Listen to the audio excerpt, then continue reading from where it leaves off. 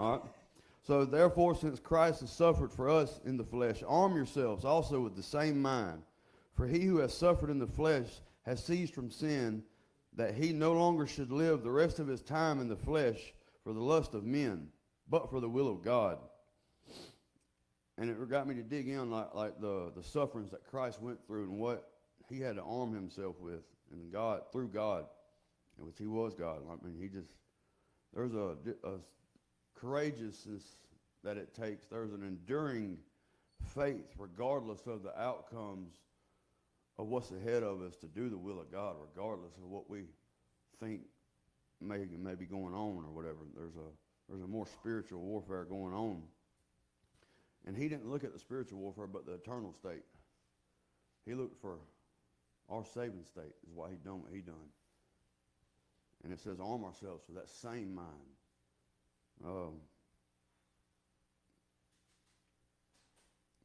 And for like a visual representation, God kind of took me to Numbers.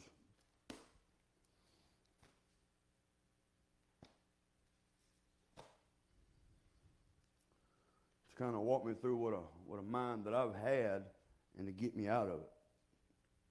And this is when Moses asked him to go spy out the land that was promised to him. So in verse 17 of Numbers 13, he tells them to go spy out the land. And in 26, they're coming back. Now they departed and came back to Moses and Aaron and all the congregation of the children of Israel. In the wilderness of Paran at Kadesh, they brought back word to them, to all the congregation, and showed them the fruit of the land. Then they told them and said, we went to the land where you sent us. It truly flows with milk and honey. And this is the fruit. Nevertheless, the people who dwell in the land are strong, in the cities are fortified and very large. Moreover, we saw the descendants of Anak there. The Amalekites dwell in the land. The Hittites, Jebusites, and Amorites dwell in the mountains. And Canaanites dwell by the sea along the banks of the Jordan. In that, he let me see the cost of what it's going to take to pursue him, to pursue past the trials and tribulations, and to have that mind of Christ of enduring all things, regardless of how tall my giant is, or how tall the reasonings of my mind are, a city fortified, say Jericho, where God told them to walk around it 6 times on the seventh day, to walk around it 7 times and bring a loud shout, bring a loud praise to the Lord. And the walls fell. And that's a battle. You know, we can praise him even in the hard times and just trust him fully. And these fortified walls around our heart can shatter and break through the word of Christ, the word of God.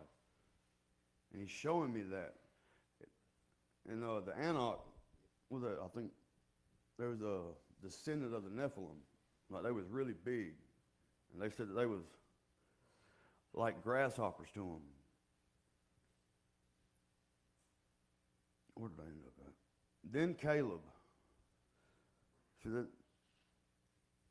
the congregation, they was scared. They seen what was up ahead, and it scared them.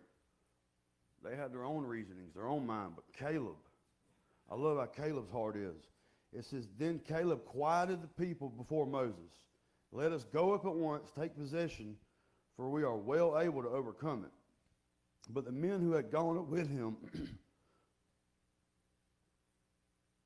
said, we are not able to go up against the people, for they are stronger than we. And they gave the children of Israel a bad report of the land which they had spied out, saying, the land through which we have gone as spies in the land that devours its inhabitants, and all the people whom we saw in it are of great stature. There we saw the giants, the descendants of Anak came from the giants, and we were like grasshoppers in our own sight. And so we were in their sight. They was looking at it in a whole different perspective than what Caleb seen it as. Caleb seen it as the God to their giants, not the giants to their God, not the fortified hardness of our hearts, like what we're going to have to go through to get these things tore down for the word of Christ, the process that he uses, which I don't know what that looks like to each individual person in here, but Christ knows. He knows.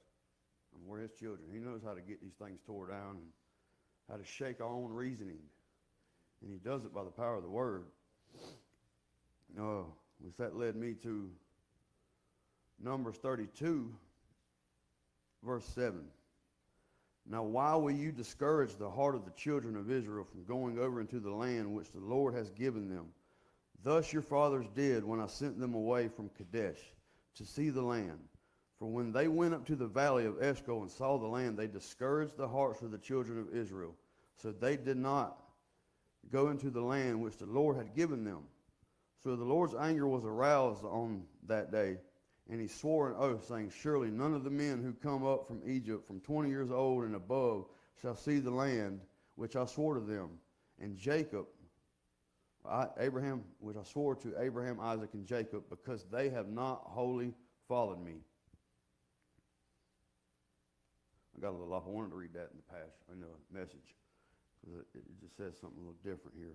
It says, it goes into it don't say it different, it just says it in another way. But Moses answered the families of Gad and Reuben, do you mean that you're going to leave the fighting that's ahead to your brothers while you settle down here? Why would you even think of letting people of Israel down, demoralizing them, just as they're about to move into the land God gave them? That's exactly what your ancestors did when I sent them from Kadesh to survey the country. They went as far as the valley of Eshcol, took one look, and completely demoralized the people from entering the land God had given them. And God got angry. Oh, did he get angry? He swore they'll never get to see none of those who come up out of Egypt who are 20 years old and older will ever get to see the land that I promised to Abraham, Isaac, and Jacob. They weren't interested in following me. Their hearts were in it. None except for Caleb of Jephunneh the Kenizzite and Joshua the son of Nun. They followed me. Their hearts were in it. And like I said, from the wild at heart, man, my heart's just been kind of laced open. Got to evaluate it. And like that first half has been me. Like I've been a little passive. I've been on the, sit down and think that this God's going to move on my behalf without me meeting him halfway. He wants me to agree with his word and act on it in faith. And I'm sure he wants all of us to do the same. And I'm sure there's some that's got the heart of the Reuben families. But I see God pushing us as men to a heart of Caleb and Joshua with courage. To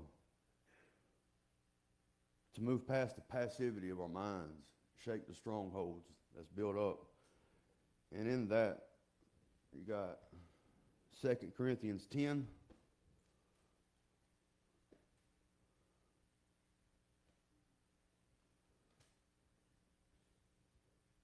It's 10, 3, 4, and 5. For though we walk in the flesh, we do not war according to the flesh.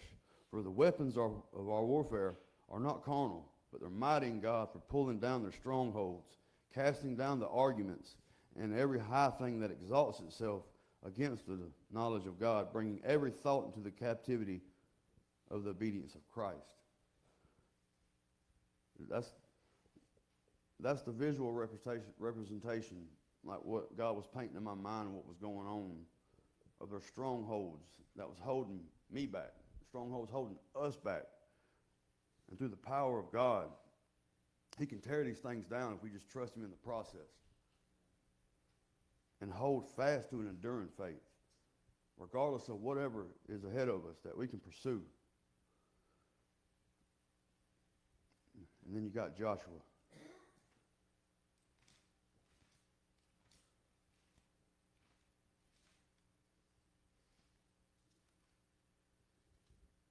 Remember Joshua 1 through 9. After the death of Moses, the servant of the Lord, it came to pass that the Lord spoke to Joshua, the son of Nun, Moses' assistant, saying, Moses, my servant, is dead. Now therefore arise, go over this Jordan, you and all this people, to the land which I am giving to them, the children of Israel, which I am giving to them, the children of Israel. Every place the sole of your foot will tread upon, I have given you.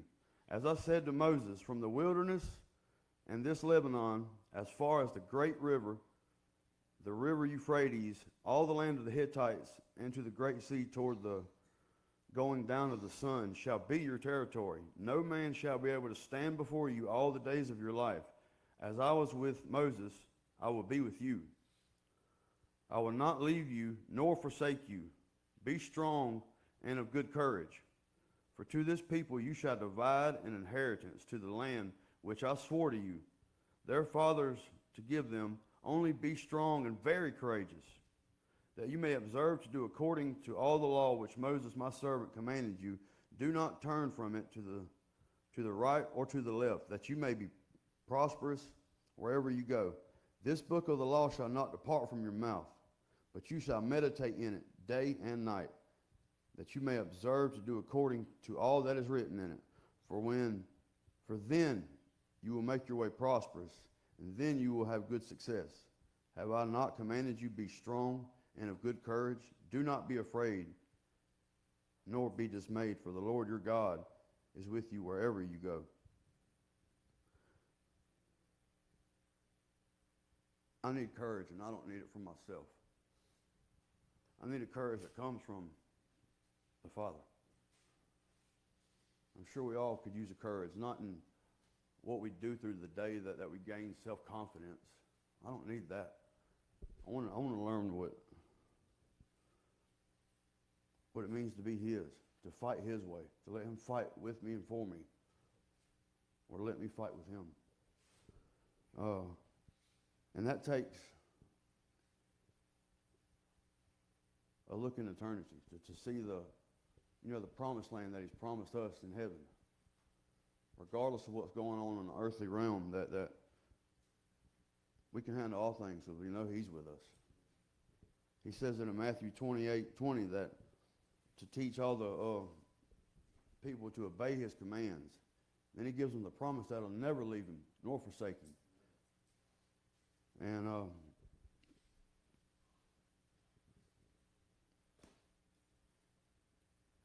sorry if I'm a little all over the place, y'all.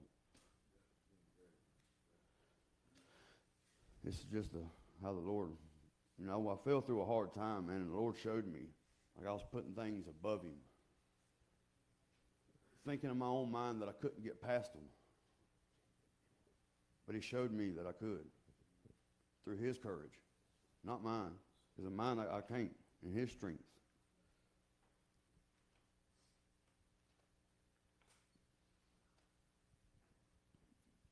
And then you have Ephesians 6. It says, finally, my brethren, be strong in the Lord and in the power of His might. Put on the whole armor of God, that you may be able to stand against the wiles of the devil. For we do not wrestle against flesh and blood, but against principalities, against powers, against the rulers of darkness of this age, against spiritual hosts of wickedness in the heavenly places. Therefore take up the whole armor of God, that you may be able to withstand the evil day, and having done all, to stand.